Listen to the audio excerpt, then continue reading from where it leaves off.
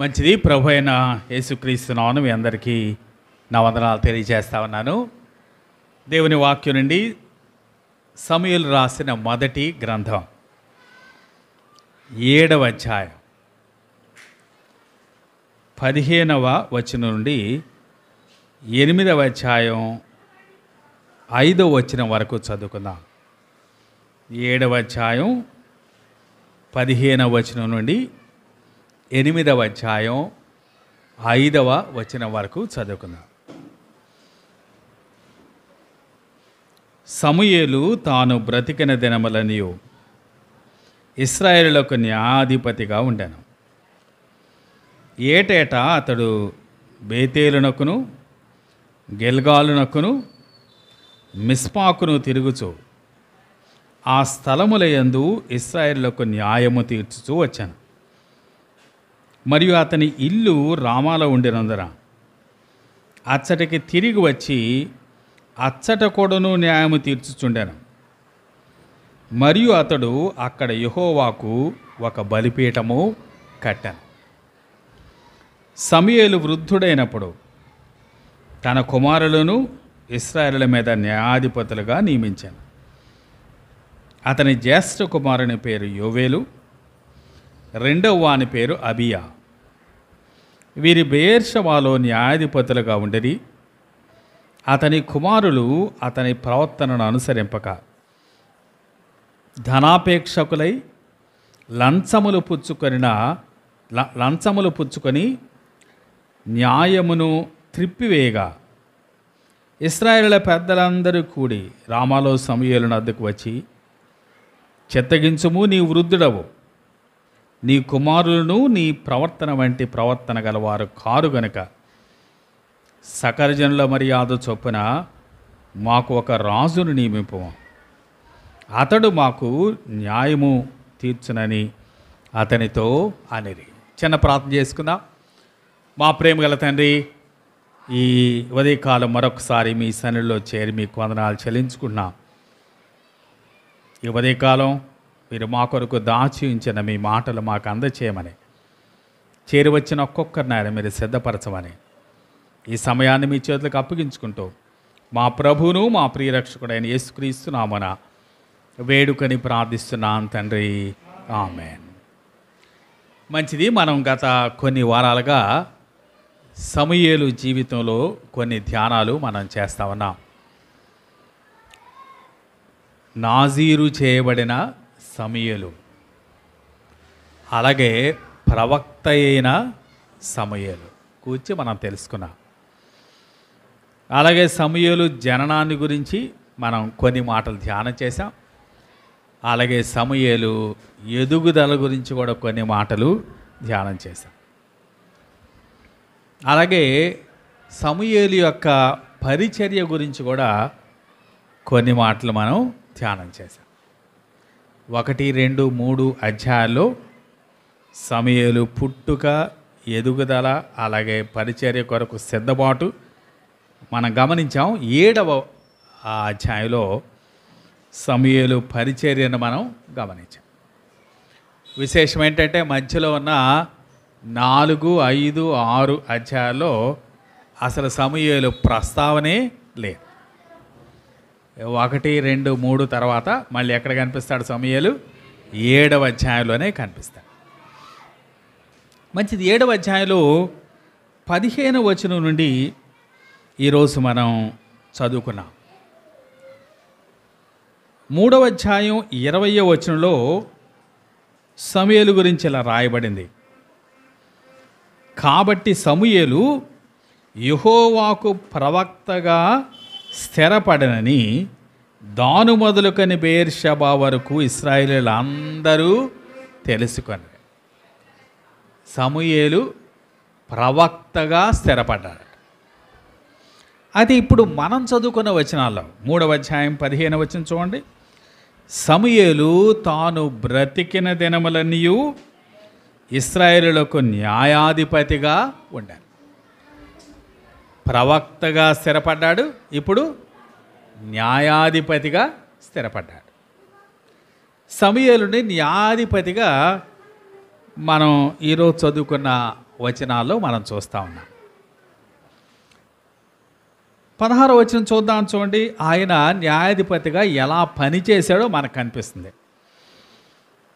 ఏటేటా అంటే ప్రతి సంవత్సరం అతడు బేతేలునకును గిల్గాలునకును మిస్పాకును తిరుగుచూ ఆ స్థలముల యందు ఇశ్రాయేలులకు న్యాయము తీర్చుచూ వచ్చాను.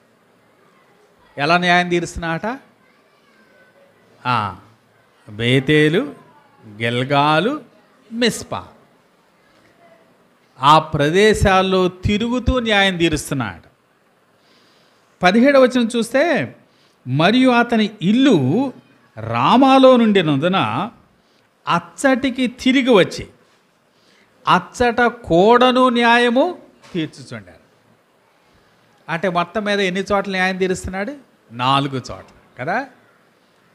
బేతేలు, గిల్గాలు, మిస్పా, రామ. అంటే ఈయన ఒకచోటు ఉండి న్యాయం తీర్చే జడ్జి కాదు. ఈయన ఎలాంటి జడ్జి?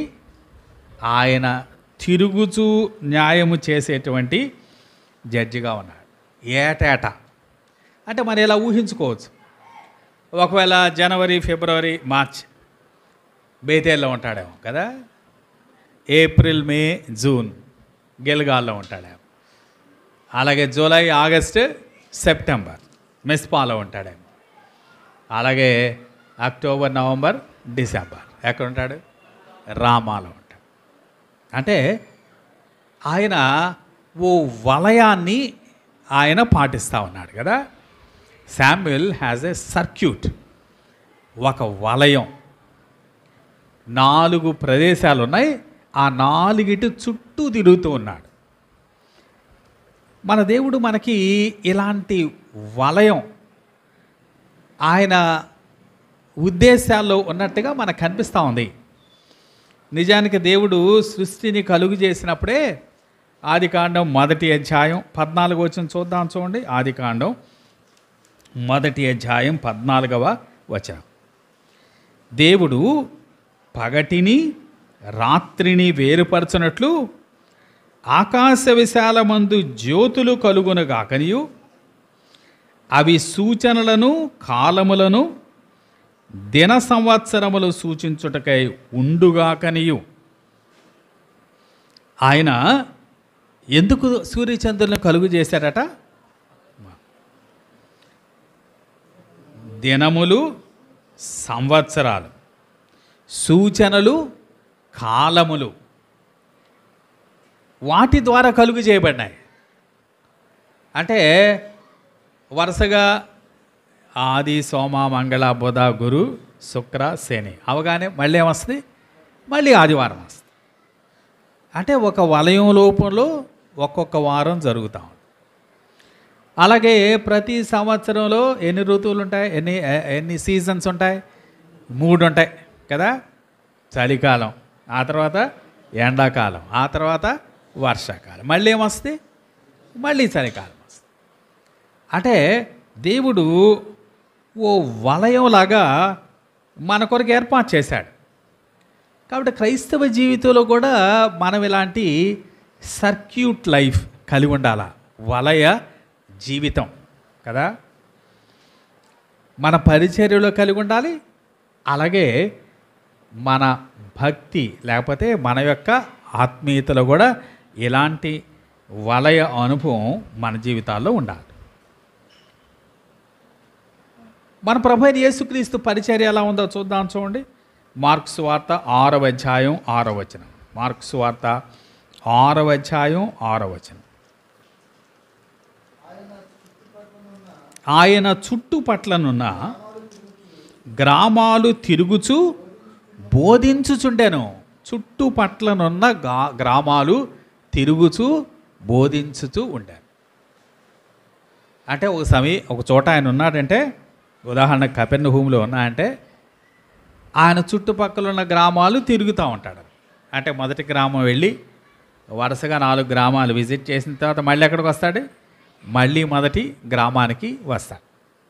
ఆయన పరిచర్య ఓ వలయంలో మనం చూస్తూ ఉన్నాం. అలాగే మన పౌలు పరిచర్య కూడా చూద్దాం. చూడండి, రోమీలకు రాసిన పత్రిక 15వ అధ్యాయం. రోమీలకు రాసిన పత్రిక 15వ అధ్యాయం 18, 19 వచనాలు చూద్దాం. రోమీలకు రాసిన పత్రిక 15వ అధ్యాయం 18, 19 వచనాలు. ఎలాగనగా అన్యజనులు విధేయులగునట్లు వాక్యము చేతను, క్రియ చేతను, గురుతుల బలము చేతను, మహత్కార్యముల బలము చేతను, పరిశుద్ధాత్మ బలము చేతను, క్రీస్తు నా ద్వారా చేయించిన వాటిని గూర్చే గాని మరి దేనిని గూర్చి మాటలాడ తెగింపను. కాబట్టి యెరూషలేము మొదలుకొని చుట్టుపట్లనున్న ప్రదేశముల యందు ఇల్లూరికు ప్రాంతం వరకు క్రీస్తు సువార్తను పూర్ణముగా ప్రకటించి ఉన్నాను. చుట్టుపట్లనున్న ప్రదేశములందు. అపోస్తలుడైన పౌలు పరిచర్య కూడా అలాగే ఉంది కదా. నిజానికి మన జీవితాలు కూడా అలా ఉండాలా. మన పరిచర్య మాత్రమే కాదు, అలాగే మన భక్తి జీవితం కూడా. లేకపోతే మన వాక్య ధ్యానం కూడా అలా ఉండాలా. ఉదాహరణకి మనం ప్రతిరోజు ఉదయాన్నే వాక్యం చదువుతున్నాం అనుకోండి. ఏదో ఒక ఆదికాండంలో ప్రారంభించాం, వరుసగా రోజు ఆదికాండమే చదువుతున్నాం అనుకోండి. అంటే ఇక మిగిలిన గ్రంథాలన్నిటికీ చాలా దూరం అయిపోతాం కొంతకాలం. అందుకని బైబిల్ మొత్తాన్ని 5 భాగాలుగా విభజించవచ్చు కదా. ఆదికాండం నుంచి ఎస్తేరు దాకా వాటిని ఏమంటారు? చరిత్ర గ్రంథాలు అంటారు. అంత చరిత్ర ఉంటుంది, గతించిపోయిన చరిత్ర. అలాగే యోబు నుండి పరమగీతాల ద్వారా వరకు ఎలా ఉంటాయి చెప్పండి? యోబు నుండి పరమగీతాల దాకా ఆ పాటలాగా ఉంటుంది కదా, పద్యంలాగా ఉంటుంది. అందుకని వాటన్నిటినీ కలిపి కీర్తనలు అన్నాడు.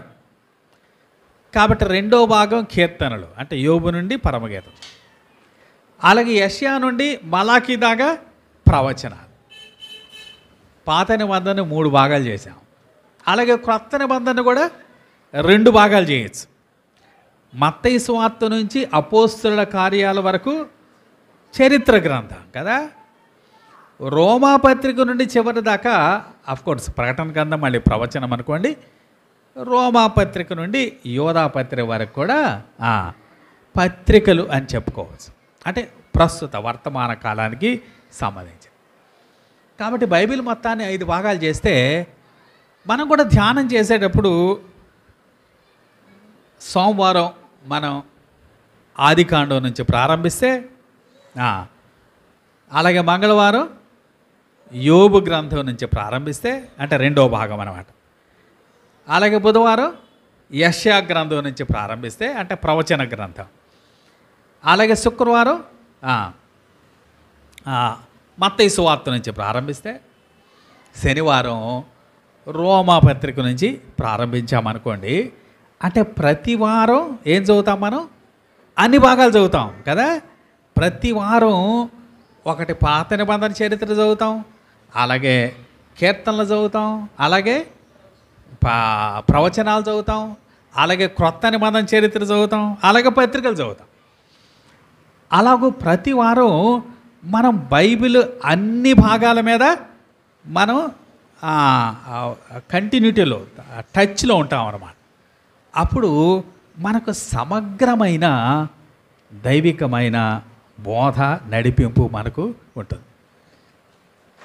అలాగే వర్తమానాలు ఇచ్చేటప్పుడు కూడా కదా, ఏదో ప్రస్తుతం ఒక సీక్వెన్స్లో సమూయేలు గ్రంథం చూస్తూ ఉన్నాం, కానీ ఈ సమూయేలు గ్రంథం దాటగానే మళ్ళీ వెంటనే ఎక్కడికి వెళ్తాం? ఏదో క్రొత్త నిబంధనకి వెళ్తాం. సాధారణంగా నేను ఎప్పుడు ఆదివారం వర్తమానం ఇచ్చిన, బైబిల్ స్టడీ అయితే వరుసలో చెప్తాం, కానీ ఆదివారం వర్తమానం ఇచ్చిన ఒకరోజు పాత నిబంధనలో చెప్తే ఇంకో రోజు క్రొత్త నిబంధనలో చెప్పడానికి ప్రయత్నం చేస్తాం.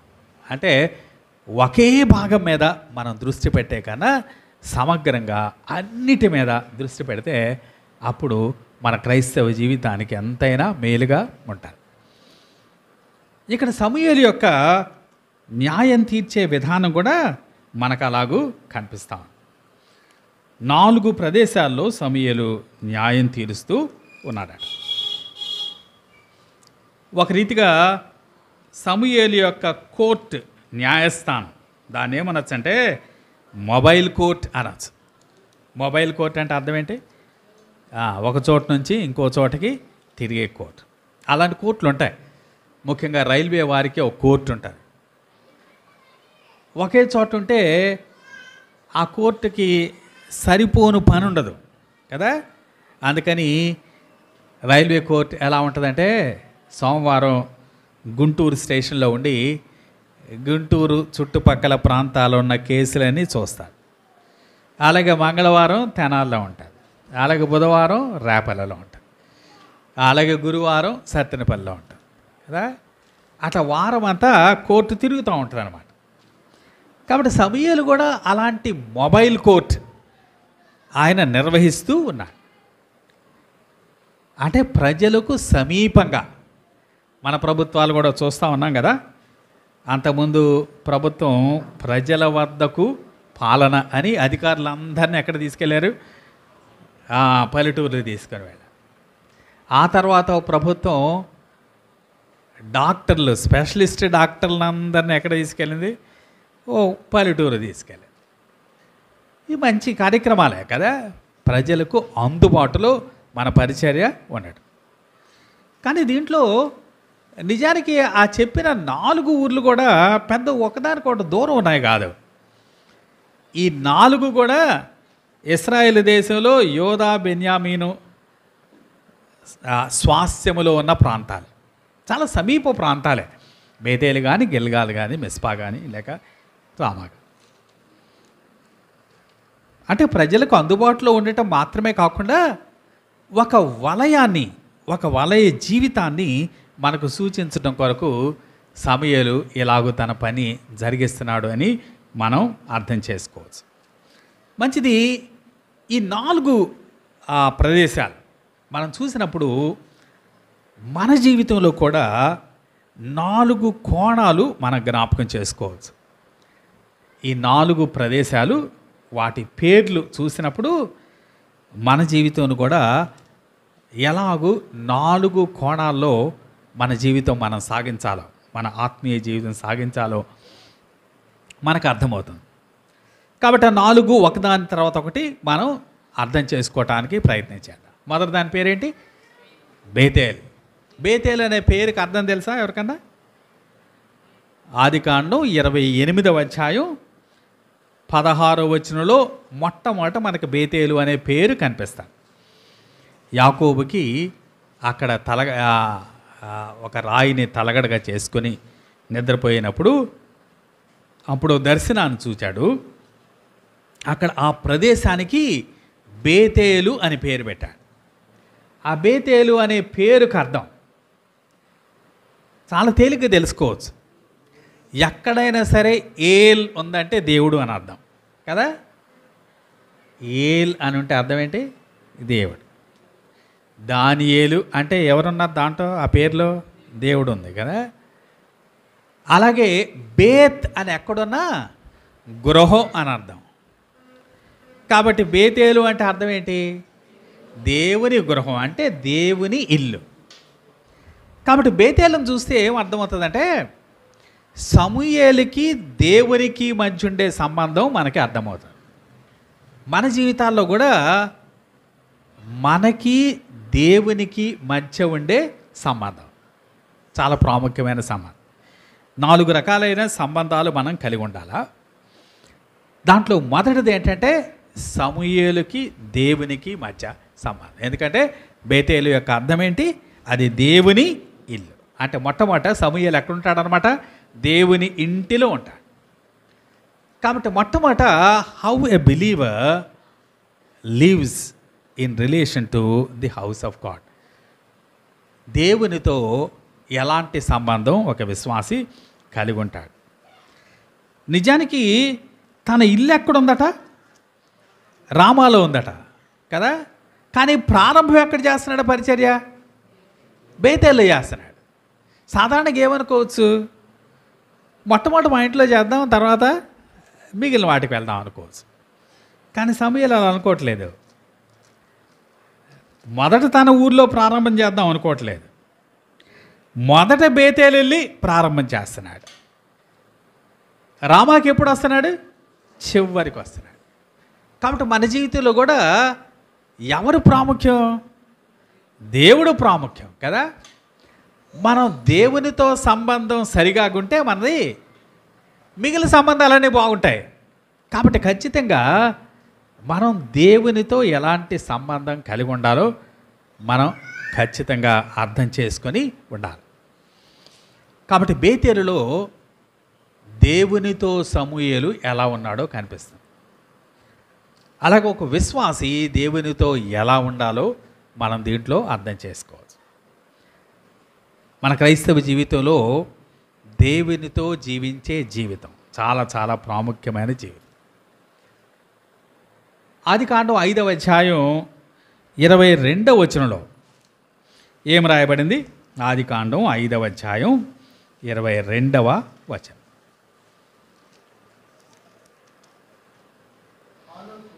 హనోకు మెతూషెలను కనిన తర్వాత 300 ఏండ్లు దేవునితో నడుచుచు చాలు ఏం చేశాడట? హనోకు దేవునితో నడిచాడట. హనోకు దేవునితో నడిచాడు. అలాగే ఆదికాండం 32వ అధ్యాయం 28వ వచనం చూద్దాం, చూడండి. ఆదికాండం 32వ అధ్యాయం 28వ వచనం. అప్పుడు ఆయన, నీవు దేవునితోనూ మనుష్యులతోనూ పోరాడి గెలిచితివి కనుక ఇక మీదట నీ పేరు ఇశ్రాయేలే గాని యాకోబు అనబడదు. యాకోబు ఏం చేశాట? దేవునితో పోరాడాడట. హనోకు ఏం చేశాడు? దేవునితో నడిచాడు. యాకోబు దేవునితో పోరాడు. యాకోబు గురించి మరో చోట కూడా చాలా ఆసక్తికరంగా ఉంటుంది. చూడండి. హోషియా గ్రంథం 12వ అధ్యాయం 13వ వచనం చూద్దాం. హోషియా గ్రంథం 12వ అధ్యాయం 13, 3 చూద్దాం. ఆకండి.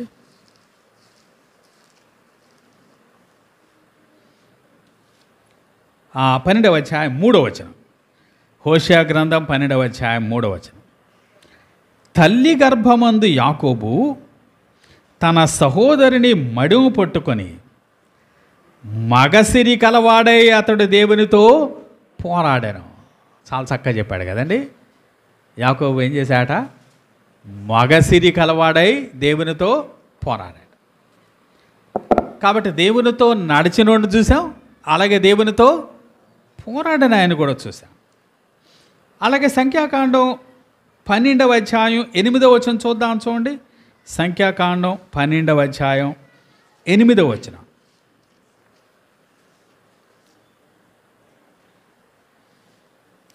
నేను గూఢపావములతో కాదు, దర్శనమిచ్చి ముఖాముఖిగా అతనితో మాట్లాడుదును. అతడు యెహోవా స్వరూపమును నిదానించి చూచును. కాబట్టి నా సేవకుడైన మోషేకి విరోధముగా మాట్లాడటకు మీరేలా భయపడలేదనను. ఇక్కడ మోషే గురించి చూస్తా ఉన్నాం కదా. మోషే అట దేవునితో ముఖాముఖిగా మాట్లాడతా అట. స్పీక్స్ ఫేస్ టు ఫేస్ కదా, విత్ ఐ టు ఐ, కళ్ళల్లో కళ్ళు పెట్టి ముఖాముఖిగా మాట్లాడతాడు. ఇంకా ఏమంటున్నాడు?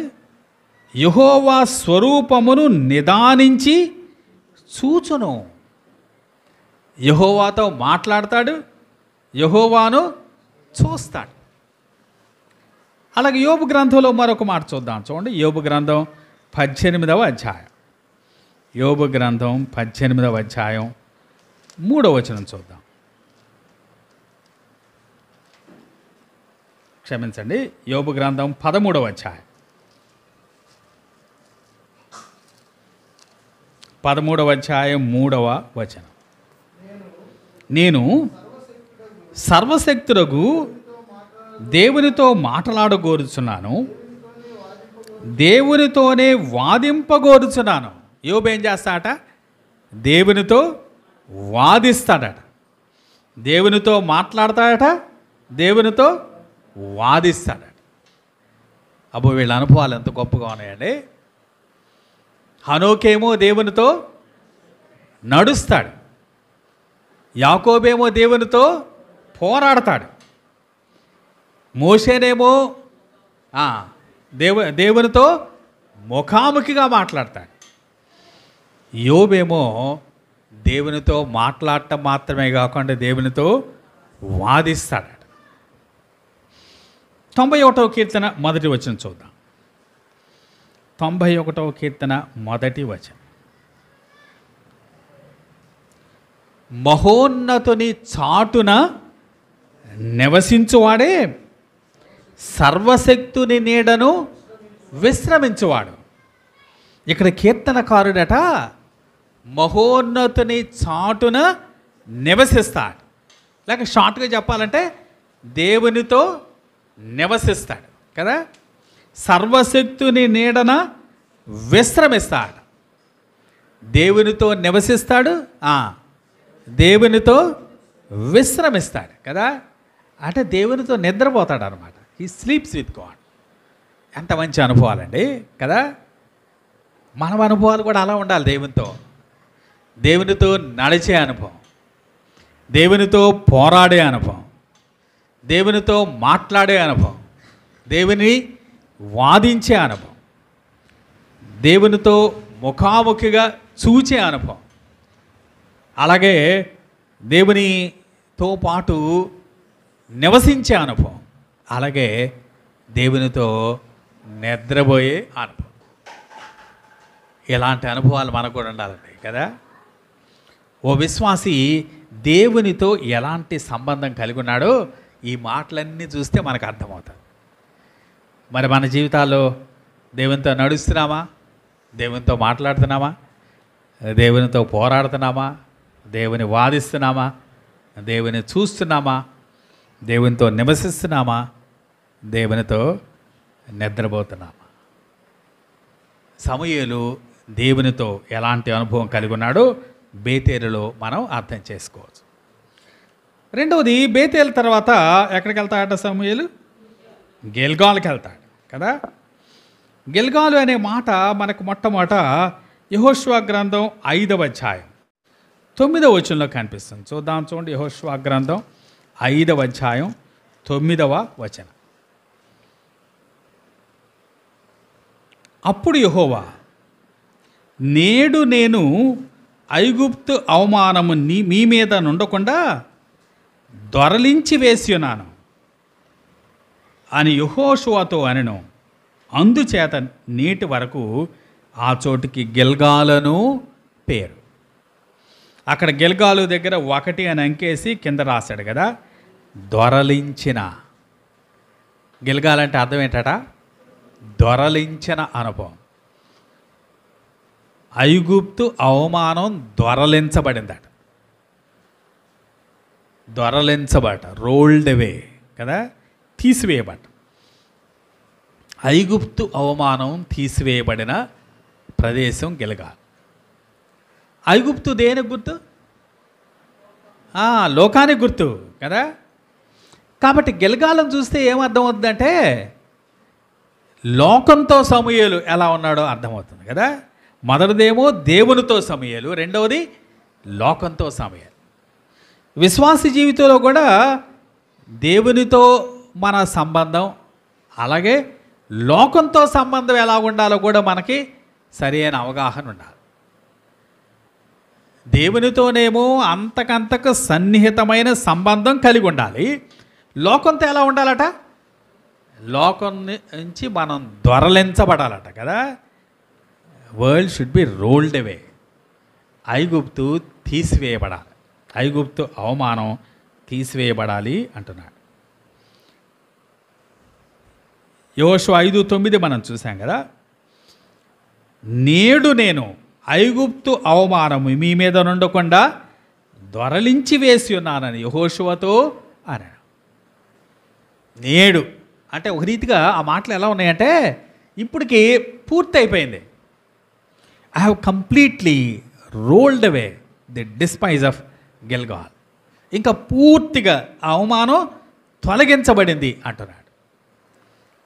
అంటే వారు ఐగుప్తుని విడిచిపెట్టి 40 సంవత్సరాలు అయింది కదా. యెహోషువ గ్రంథం వచ్చిందంటే అప్పటికేమైపోయింది అనమాట, అరణ్య జీవితం అంతా అయిపోయింది. ఐగుప్తుని విడిచిపెట్టి 40 సంవత్సరాలు అయింది. కానీ ఈ 40 సంవత్సరాల ఐగుప్తు ఎక్కడుంది? వారి హృదయాల్లో ఉంది. ఐగుప్తు దేశాన్ని విడిచిపెట్టారు కానీ వారి మనసులో మాత్రమే ఉంది, ఐగుప్తే ఉంది. ఇప్పుడు అన్నాడు, ఇక ఇక్కడికి వచ్చిన తర్వాత, గిల్గాల్కి వచ్చిన తర్వాత ఇంకా ఐగుప్తు పూర్తిగా నిర్మూలించబడింది అంటున్నాడు. ఎలా నిర్మూలించబడిందో ఆ పై వచనాలు చూస్తే అర్థమవుతుంది. చూద్దాం, చూడండి. 5వ అధ్యాయం యెహోషువ గ్రంథం 5వ అధ్యాయం 6వ వచనం. యెహోవా మనకు ఏ దేశం ఇచ్చేదనని వారి పితరులతో ప్రమాణము చేసెను, పాలు తేనెలు ప్రవహించు ఆ దేశమును తాను వారికి చూపింపనని యెహోవా ప్రమాణము చేసి ఉండెను గనుక ఐగుప్తులో నుండి వచ్చిన ఆ యోధులందరూ యెహోవా మాట వినకపోయినందున వారు నశించు వరకు ఇశ్రాయేలీయులు 40 సంవత్సరముల అరణ్యములో సంచరించుచూ వచ్చిరి. ఎందుకట 40 సంవత్సరాలు సంచరించింది? ఐగుప్తులో పుట్టినోళ్ళంతా ఏమవ్వాలట? నశించిపోవాలట. ఇప్పుడు గిల్గాల్కి వచ్చేటప్పటికి ఐగుప్తులో పుట్టినోళ్ళు ఇంకెవ్వరు లేరు. మనకు తెలుసు కదా, ఒక్క ఇద్దరు తప్ప. ఎవరు ఇద్దరు? కాలేబు, యెహోషువ తప్ప. ఇంకా ఐగుప్తులో పుట్టినోళ్ళు ఎవరు? ఒక్కడు కూడా మిగల. అంటే ఐగుప్తులో మేము కీరకాయలు తిన్నాం, దోసకాయలు తిన్నాం అని చెప్పేవాళ్ళు ఇంకెవరు లేరు కదా. ఐగుప్తులో మాంసం వండుకొని ఆ కొండ చుట్టూ చేరి మేము భోజనాలు చేసాం, అది మాకు గుర్తొస్తూ ఉంది అని చెప్పేవాళ్ళు ఇంకా లేరు. ఇంకా ఆ రెమినిసెన్సెస్ అన్నీ పోయినాయి. ఇక ఐగుప్తులో పుట్టినవాడు ఒక్కడు కూడా లేకుండా నిర్మూలించ. ఆఫ్కోర్స్ ఇద్దరున్నారు అనుకోండి, జనరల్గా అలంకార రూపంగా చెప్తే దాదాపు ఎవ్వరు లేనంతగా నిర్మూలించబడి. అంటే ఇప్పుడున్న వాళ్ళంతా ఎవరు అనమాట? ఇప్పుడున్న వాళ్ళంతా ఎవరు? ఈ 40 ఏళ్లలో అరణ్యంలో పుట్టిన వాళ్ళు వీళ్ళంతా కదా. వీళ్ళు ఐగుప్తులు పుట్టినోళ్ళు కాదు. కాబట్టి ఏళ్ళలో కొద్దో గొప్ప ఐగుప్తు అంటే ఎలా ఉంటుంది? వాళ్ళ అమ్మ నాన్న చెప్పుంటారు కదా. వాళ్ళ అమ్మ నాన్న, అరే మేము ఐగుప్తులో ఉండగా ఎలా చేసాంరా, ఐగుప్తులో మాకు ఎలా ఉండేదిరా, ఐగుప్తులో మా ఇళ్ళు ఎలా ఉండేవి అని వాళ్ళు ఏదో కొద్దో గొప్ప వీళ్ళు మైండ్లో వేసుంటారు. అంతకు మించి ఇంకా ఐగుప్తు వేళలో లేదు. అందుకని ఇప్పుడు అంటున్నాడు, ఐగుప్తు అవమానం పూర్తిగా దొరలించి వేశాను అంటున్నాడు. ఇట్స్ కంప్లీట్లీ రోల్డ్ అవే అంటున్నాడు. మన క్రైస్తవ జీవితంలో కూడా లోకం పూర్తిగా దొరలించబడాలి. లోకానికి మనం దూరంగా ఉండాలి.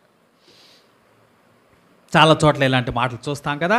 ఈ లోకంతో స్నేహం, దేవునితో వైరం కదా. లోకమునైనను లోకములో ఉన్నదానినేను ప్రేమింపకుడి. అంటే లోకానికి విశ్వాసి చాలా చాలా దూరంగా ఉండాలి.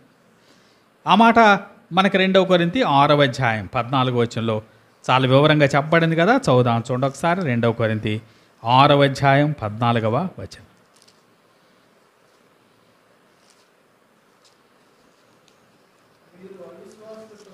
మీరు అవిశ్వాసులతో జోడుగా ఉండకుడి, నీతికి దుర్నీతితో ఏమి సాంగత్యము, వెలుగునకు చీకటితో ఏమి పొత్తు, క్రీస్తునకు బెలియాలతో ఏమి సంబంధము, అవిశ్వాసితో విశ్వాసికి పాలెక్కడిది, దేవుని ఆలయమునకు విగ్రహములతో ఏమి పొందిక, మనము జీవము గల దేవుని ఆలయమై ఉన్నాము, అందుకు దేవుడిలాగూ సెలవిస్తున్నాడు. చాలు. అవిశ్వాసులతో ఎలా ఉండకూడదట? జోడుగా ఉండకూడదట. నీతికి దుర్నీతితో ఏమి సాంగత్యం అంటున్నాడు. వెలుగునకు చీకటితో ఏం పొత్తు, క్రీస్తుకు బెలియాలతో ఏమి సంబంధం, అవిశ్వాసితో విశ్వాసికి పాలెక్కడిది, దేవుని ఆలయానికి విగ్రహాలకి ఏమి పొందిక. మనం లోకంలో ఉన్న వాటన్నిటినీ ఎత్తి చెబుతూ వాటికి మనకి అసలు ఏం పొందిక, వాటికి మనకి ఏం పొత్తు, వాటితో మనం జోడుగా ఉండకూడదు అంటున్నాడు. అంటే లోకం ఒక విశ్వాసి జీవితంలో ఉండకూడదు అని చెప్తా ఉన్నాడు. కానీ విశ్వాసం ఎక్కడ ఉండాలి? లోకంలో ఉండాలా కదా. విశ్వాసిలో లోకం ఉండకూడదు, కానీ విశ్వాసం ఎక్కడ ఉండాలి? లోకంలో ఉండాలి. పడవ నీటిలోనే ఉండాలి, కాకపోతే నీళ్లు మాత్రం పడవలో ఉండకూడదు. నీళ్లు పడవలోకి వస్తే ఏమవుద్ది? మునిగిపోదు. విశ్వాస జీవితం కూడా అలా ఉండాలి.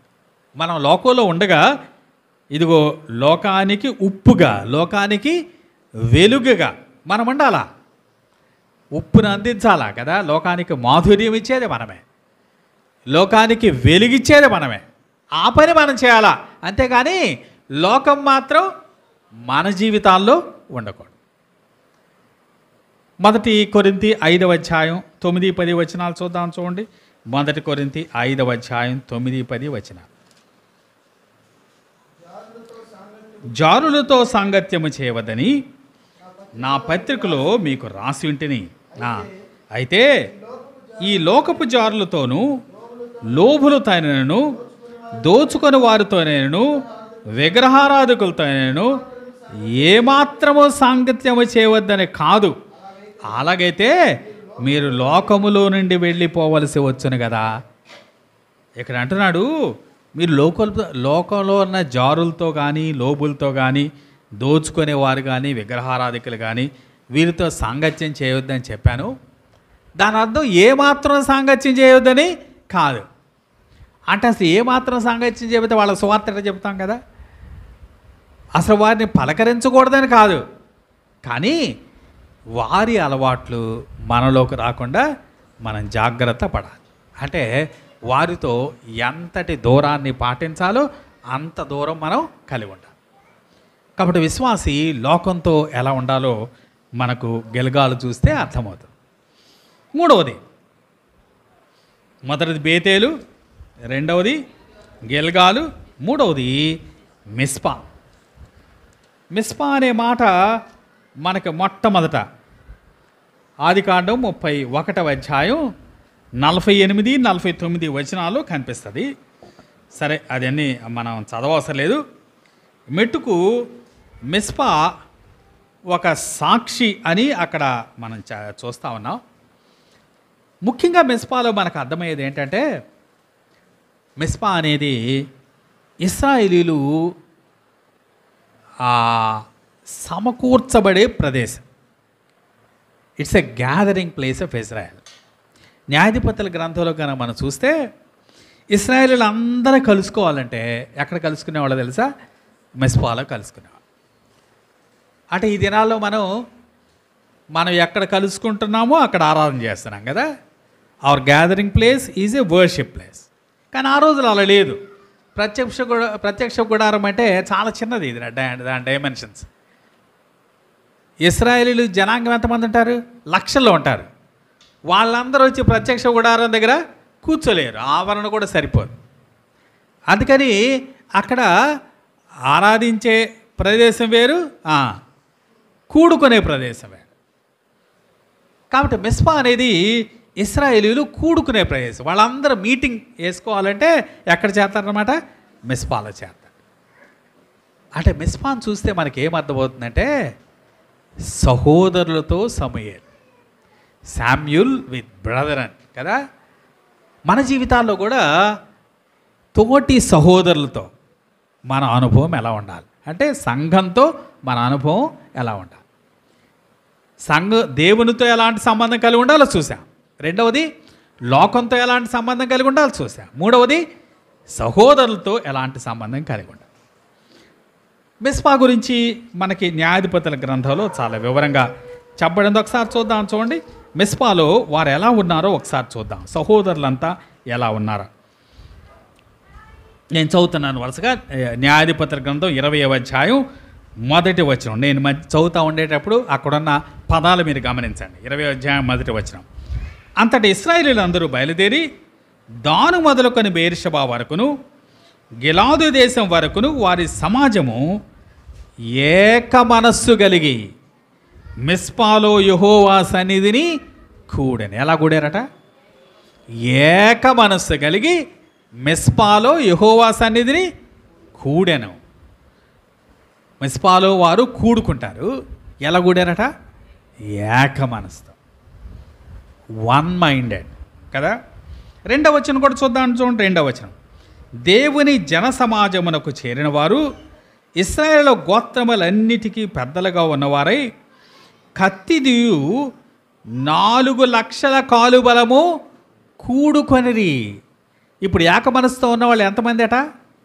4,00,000 మంది కదా. మనం ఇద్దరం కలిస్తే ఒకళ్ళకి గిట్టదు కదా. ఒకడో మాట చెప్తే ఇంకో మాట చెప్తాడు. ఇక్కడ విశేషం ఏంటంటే 4,00,000 మంది దే ఆర్ సింగిల్ మైండెడ్ కదా, ఏక మనసు. సహోదరులు ఎలా ఉండాలో వీళ్ళని చూస్తే మనకి అర్థమవుతుంది. 8వ వచనం చూద్దాం. చూడండి, 8వ వచనం. అప్పుడు జనులందరూ ఏకీభవించి లేచి 4,00,000 మందట అందరు కలిసి ఏకీభవించి ఒక్కటేసారి లేచి నిలబడ్డారట కదా. ఎంత అద్భుతంగా ఉంటుంది. అందరూ ఏకీభవించి లేచారట. 11వ వచనం చూద్దాం. చూడండి, 11వ వచనం. కాబట్టి ఇశ్రాయేలీలందరూ ఒక్క మనుష్యుడైనట్టుగా ఏకీభవించి 4,00,000 మందట ఎలా ఏకీభవించారట? ఒక్క మనుష్యుడైనట్టుగా. అంటే 4,00,000 people is equal to 1 man అనమాట కదా. 4,00,000 మంది ఒక్కడైనట్టుగా ఏకీభవించారు. సహోదరులు ఎలా ఉండాలో దీంట్లో మనకి అర్థమవుతుంది. ఓ విశ్వాసి సహోదరులతో ఎలాంటి సంబంధం కలిగి ఉండాలో దీంట్లో మనకు అర్థమవుతుంది. అలాగే ఈ న్యాయాధిపతుల గ్రంథం 19వ అధ్యాయంలో ఒక విచారకరమైన సంఘటన జరిగింది. విషాదకరమైన సంఘటన. అది చదివితే మీకు అర్థమవుతుంది అనుకోండి.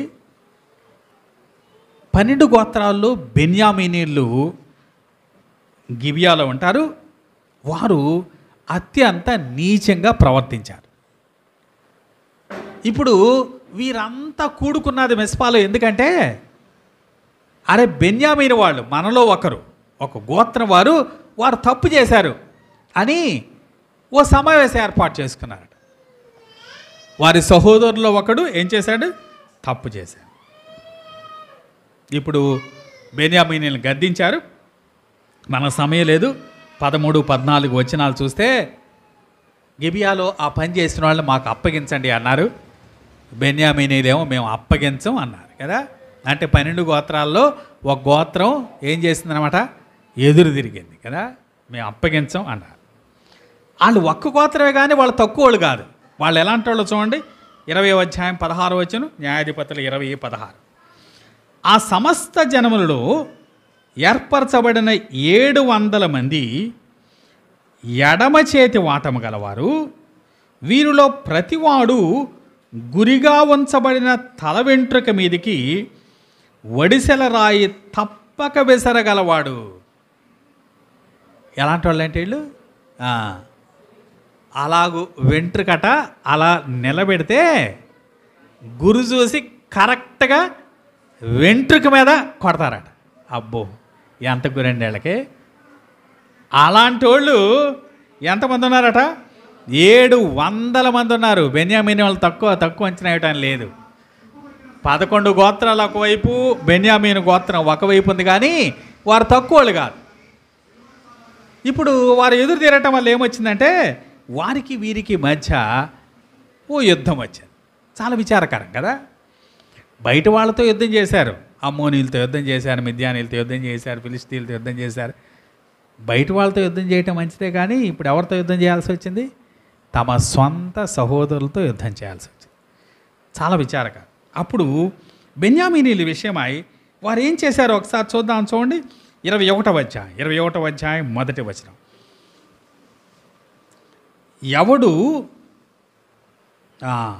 ఎవడును తన కుమార్తెను బెన్యామీనికి ఇయ్యకూడదని మిస్పాలో ప్రమాణము చేసుకొని ఉండరి. ఇప్పుడు ప్రమాణం చేశారట, ఎవ్వరు కూడా మన ఆడపిల్లల్ని ఎవరికి ఇవ్వకూడదు, బెన్యామీనీలకి ఇవ్వకూడదు. చాలా గట్టి తీర్మానం చేశారు. 11 గోత్రాల వారు బెన్యామీను గోత్రాన్ని ఎక్స్కమ్యూనికేట్ చేశారన్నమాట. మీతో మేము బియ్యం అందం అన్న. కానీ విశేషం ఏంటంటే 3వ వచనంలో చివరి మాట చదువుతున్న చూడండి, సమయం లేదు మనకి. ఇది ఇశ్రాయేలులకు సంభవింపనేలా అని బహుగా ఏడ్చిరి. బెన్యామీనీల మీద ప్రమాణం చేశారు, కానీ ప్రమాణం చేసి ఏం చేస్తున్నారు, ఏడుస్తున్నారు. అరే వాడు మనవడే కదా, మనలో వాడే. ఈరోజు వారికి వివాహానికి మనం మన పిల్లల్ని ఇవ్వటం లేదు, వారు దూరం అయిపోతున్నారే అని వారి గురించి ఏడుస్తున్నారు. అంటే సహోదరుల మీద ఎలాంటి కన్సర్న్ ఉందో మనకి అర్థమవుతుంది. 7వ వచనం చూద్దాం, చూడండి. 7వ వచనం, మిగిలి ఉన్న వారికి భార్యలు దొరుకున్నట్లు మనము మన కుమార్తెలను వారికి పెళ్లి చేయమని యెహోవా తోడని ప్రమాణము చేస్తాము కదా, వారి విషయములో ఏమి చేయగలం? ఇప్పుడు బెన్యామీను గురించి ఆలోచిస్తున్నారు. ప్రమాణం చేశారు, తర్వాత ఏడ్చారు, ఇప్పుడు మళ్ళీ వాళ్ళ గురించి ఏం చేస్తున్నారు, ఆలోచిస్తున్నారు. అరే మరి ఎట్లా వాళ్ళకి అమ్మాయిలు ఎక్కడి నుంచి దొరుకుతారు అని వారి గురించి ఆలోచిస్తూ ఉన్నారు. ఆ తర్వాత మీరు 20 నుంచి 22వ వచనం వరకు చదివితే దాని కొరకు వాళ్ళు ఒక ఏర్పాటు కూడా చేశారు కదా. అంటే సహోదరులతో మన సంబంధం ఎలా ఉండాలో మనకు అర్థమవుతుంది. సహోదరులు ఏక మనస్సు కలిగి ఒక్క మనుషుడు అన్నట్టు ఉండాలి.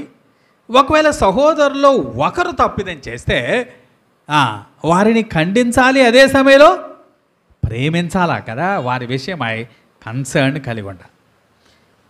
3 సంగతులు మనం చూసాం కదా. మనం బేతేల్లో దేవునితో సమూయేలు, అలాగే గిల్గాల్లో లోకంతో సమూయేలు, 3వది మిస్పాలో సహోదరులతో సమూయేలు, 4వది రామా కదా. రామాలో ఎవరన్నారు? రామా ఎక్కడ? వాళ్ళ ఇల్లుంది కదా. రామాలో సమూయేలు కుటుంబం ఉంది, కుటుంబంతో సమూయేలు కదా. మన సంబంధం మన కుటుంబంతో ఎలా ఉండాలి, దేవునితో ఎలా ఉండాలో మనకు అర్థమైంది, లోకంతో ఎలా ఉండాలో అర్థమైంది, సహోదరులతో ఎలా ఉండాలో అలా అర్థమైంది. మనం కుటుంబంతో మనం ఎలాగూ ఉండాలి. కుటుంబంతో సమూయేలు ఎలా ఉన్నాడు, మన జీవితాల్లో మన కుటుంబంతో ఎలాగుండాలి అనే సంగతులు మనం తెలుసుకోబోతున్నాం. మన సమయం లేదు, ఇప్పటికి ముగిద్దాం. తర్వాత వారం దీన్ని మనం కొనసాగించడానికి ప్రయత్నం చేద్దాం. 8వ అధ్యాయంలో మొదటి 5 వచనాలు మనం చదివాం కదా. దాంట్లో సమూయేలు కుటుంబం ఎలా ఉందో మనకి అర్థమవుతుంది. మరి మన కుటుంబాలు ఎలా ఉండాలో కూడా మనం తప్పకుండా జాగ్రత్త వహించాలి. దేవుడి మాటలు మన కొరకు దీవించునుగాక. చిన్న ప్రార్థన చేసుకుందాం.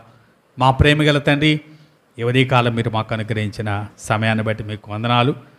విన్న మాటలు మా ఒక్కొక్కరిలో కార్యాన్ని జరిగించడానికి మీరే సహాయం చేయమని యేసు ప్రభు నాను వేడుకొని ప్రార్థిస్తున్నాను తండ్రి. ఆమేన్. మంచిది, అందరికి వందనాలు.